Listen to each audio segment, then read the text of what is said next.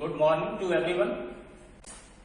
आज के इस वीडियो लेक्चर में हम लोग बात करेंगे कैरियर्स इन बायोलॉजी स्ट्रीम। आज के इस लॉकडाउन में जबकि सीबीएसई बोर्ड और तमाम सारे बोर्ड्स के रिजल्ट डिक्लेयर नहीं हुए हैं और जिन बच्चों ने स्पेशली 10th एग्जाम दे चुके हैं उनके साथ सबसे बड़ी प्रॉब्लम ये है कि वो ये डिसाइड नहीं कर पा रहे हैं कि किस स्ट्रीम में अपना एडमिशन कराएं और किस स्ट्रीम में जाने से उनको क्या बेनिफिट्स होंगे, उनका कैरियर कैसे एस्टैब्लिश हो सकता है। तो इसके बारे में आज की वीडियो में हम लोग चर्चा करेंगे कि बायोलॉजी स्ट्रीम अगर आप करते हैं, अगर biology subject class 11th 12th के लिए वो सेलेक्ट करते हैं तो उनके लिए क्या क्या ऑप्शंस हैं लाइफ में। एक बात तो तय है कि इस कोरोना महामारी ने पूरी दुनिया को घुटनों के बल झुका दिया है। दुनिया की बहुत सारी जितनी भी डेवलप कंट्रीज हैं, अमेरिका, ब्रिटेन, इटली, फ्रांस, सारी की सारी कंट्रीज आज त्राही कर रही हैं। और आज की तारीख में अगर कोई इंडस्ट्री सबसे ज्यादा बूम करने जा रही है, कर रही है, तो वो है मेडिकल इंडस्ट्री। दूसरी सारी इंडस्ट्रीज, दूसरे सारे कैरियर्स खत्म होते जा रहे हैं। लोगों को अपने जॉब सिक्योरिटी की प्रॉब्लम है और उसके इतर बायोलॉजी स्ट्रीम के स्टूडेंट्स के लिए जो मेडिकल के इन सारे स्ट्रीम्स में अभी एक एक करके हम सबकी बात करेंगे।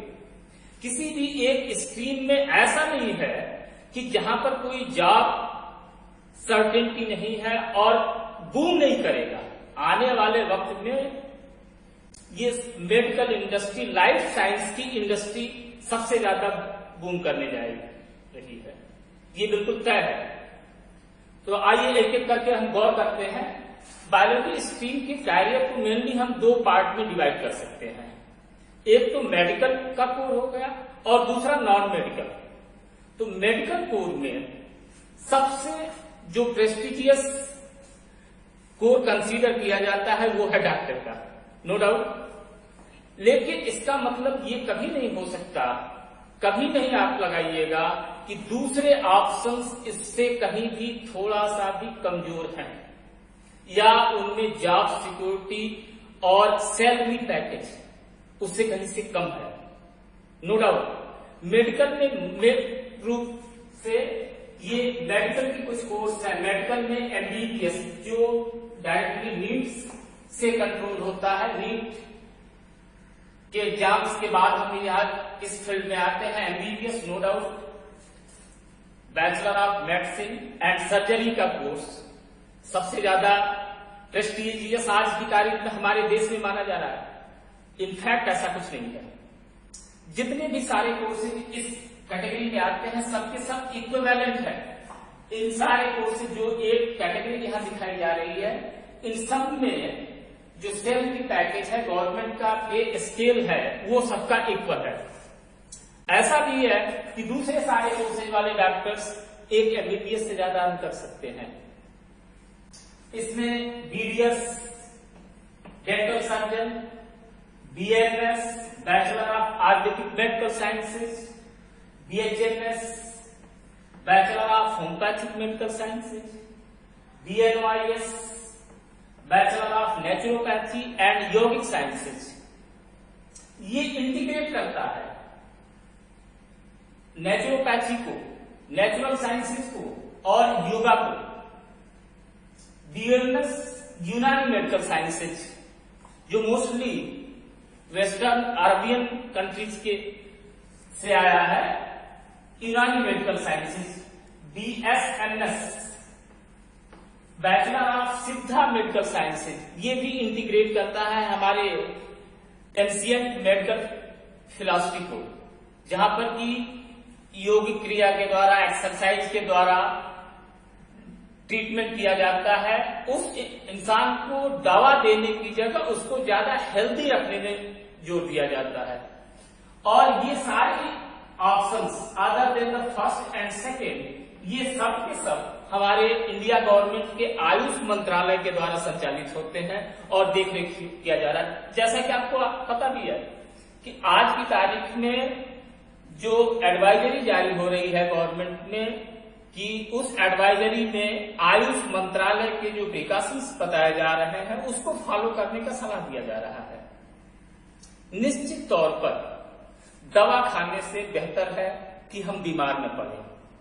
लॉकडाउन जो इस समय लगाया गया है, उस लॉकडाउन लगाने का क्या पर्पज है? पर्पज सीधा सा है कि हम बाहर नहीं निकलेंगे तो बीमार नहीं पड़ेंगे, हम कोरोना इन्फेक्टेड नहीं होंगे।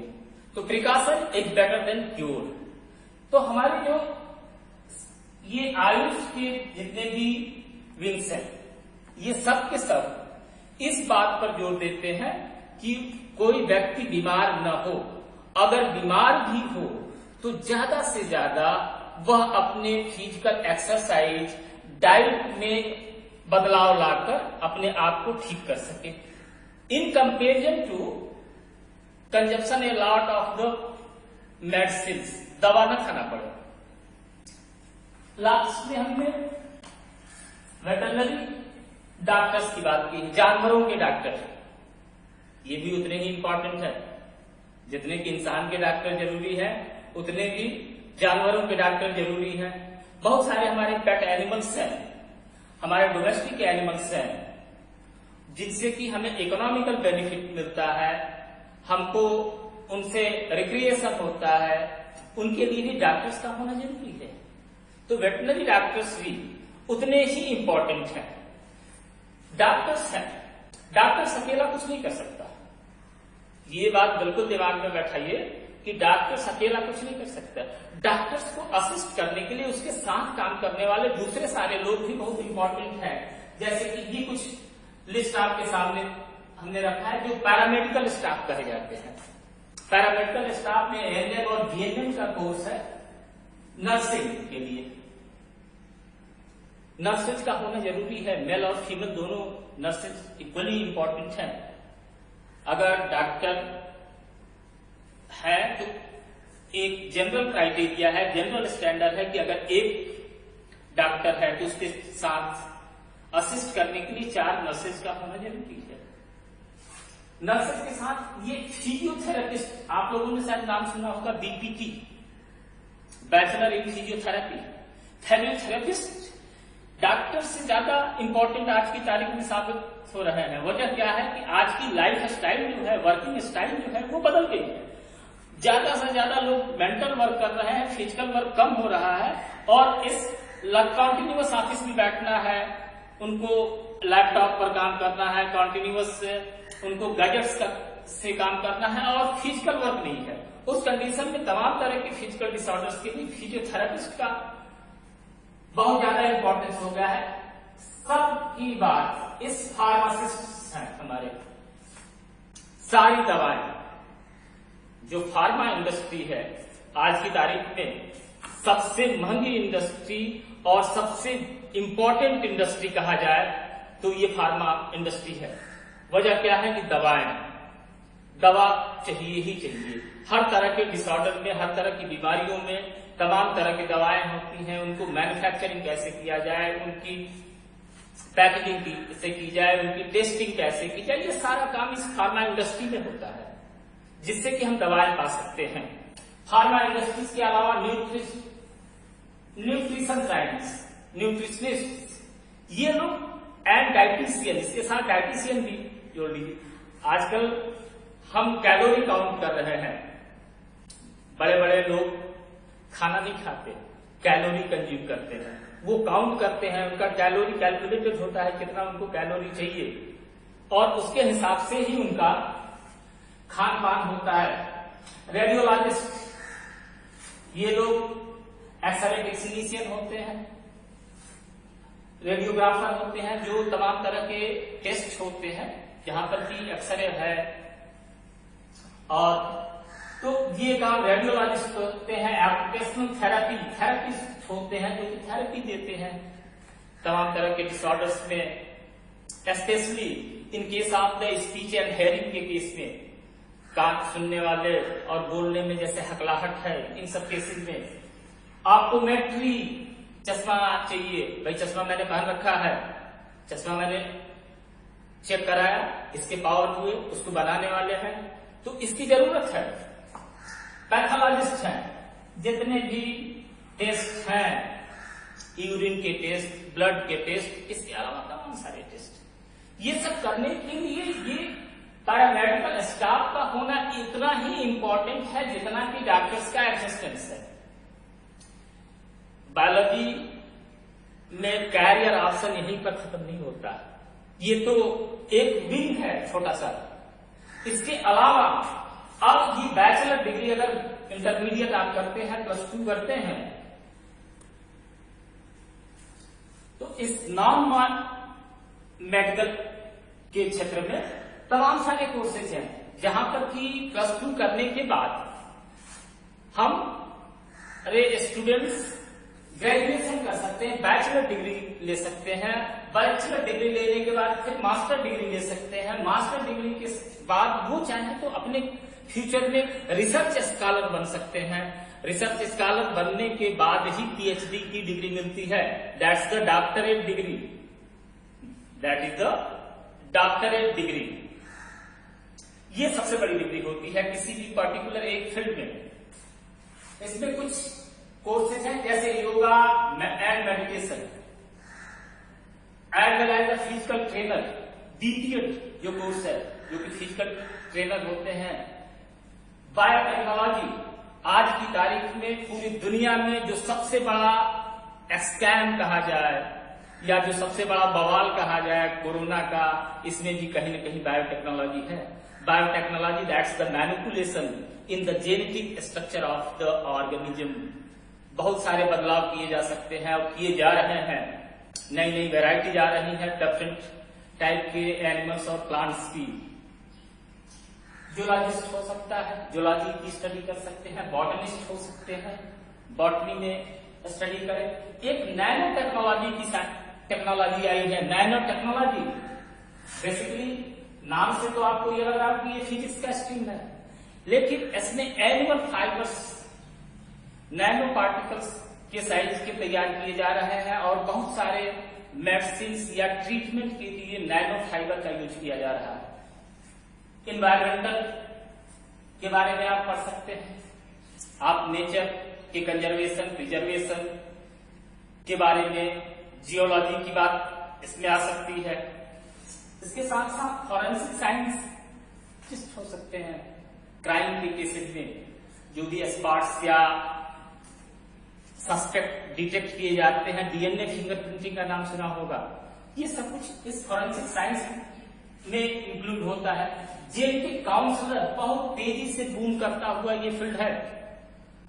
आज हर एक क्वालिफाइड इंसान जो पढ़ा लिखा है, इकोनॉमिकली स्ट्रांग है, वो काउंसलिंग पर डिपेंड है, specially at the time of the marriage, at the time of the conceiving of babies. Counselling करनी जरूरी है। अगर काउंसलिंग नहीं होगा तो वो अपने आप को इनसिक्योर फील कर रहे हैं। काउंसलर का बहुत बड़ा स्कोर है और स्कोप है।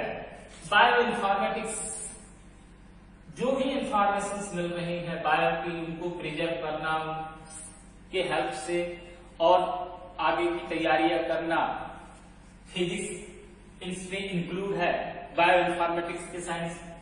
फूड टेक्नोलॉजी या का केस, फूड टेक्नोलॉजी बहुत इंपॉर्टेंट है। हमने पहले भी कहा कि आज की तारीख में हम लोग कैलोरी कंज्यूम कर रहे हैं, न कि फूड स्टफ कंज्यूम कर रहे हैं। कितनी कैलोरी हमको लेनी है, किस न्यूट्रिएंट में, बायोफोर्टिफिकेशन एक टर्म आपको इंट्रोड्यूस करा दूं। आज क्या किया जा रहा है कि न्यूट्रिशनल वैल्यू को इंप्रूव करने का काम किया जा रहा है कि इस पर्टिकुलर क्रॉप में, particular type of the food material में, उस खाने वाले सामान में क्वांटिटी उसकी कम हो, क्वालिटी अच्छी हो। और ये फूड टेक्नोलॉजिस्ट के जिम्मे है, जिसमें कि सपोर्ट चाहिए बायोटेक्नोलॉजी का, बहुत काम करता है।